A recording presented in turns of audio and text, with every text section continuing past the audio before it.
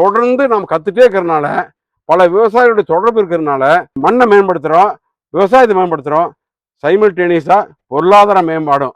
Sir, நான் பொருளாதார மேம்பாடுன்னு சொல்கிறது லாபத்தை சொல்ல. இப்போ எங்கள் விவசாயி சொல்லுவாங்க, ஏக்கராக்கு 3 லட்சம் வந்து சொல்லுவாங்க. ஆனால் அவங்க செலவு வந்து 2.25 லட்சம் பண்ணியிருப்பாங்க. ஏக்கராக்கு 25,000 தான் மிச்சமாகும்.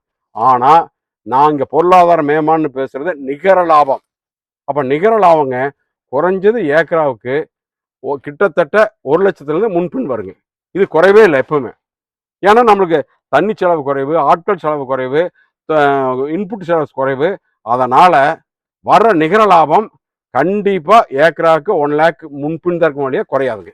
இது என்னுடைய அனுபவம். நான் வாழை 20 ரூபாய்ன்னு சொல்றது சில பேர் கேள்வி கேட்கலாம். எப்படின்னாங்க, என் தோட்டத்தில் வாழை போட்டுறேன், கட்டை விட்டுறேங்க. அப்போ என்னன்னா, அந்த உழவு ஓட்டுற செலவு, கன்று வாங்கிட்டு வந்து வாழைக்கண்ணை ஊன்றது, அதை தலைய வைக்கிறது, இதெல்லாம் எதுவுமே இல்லை. அது மட்டும் இல்லை, பார்த்தீங்கன்னா இந்த வாழையோட குரோத்து மற்ற வாழையை விட கட்டை விடுறதுனால கிட்டத்தட்ட ஒரு 3 மாதம் முன்னாடியே வந்துருங்க ஈல்டுக்கு.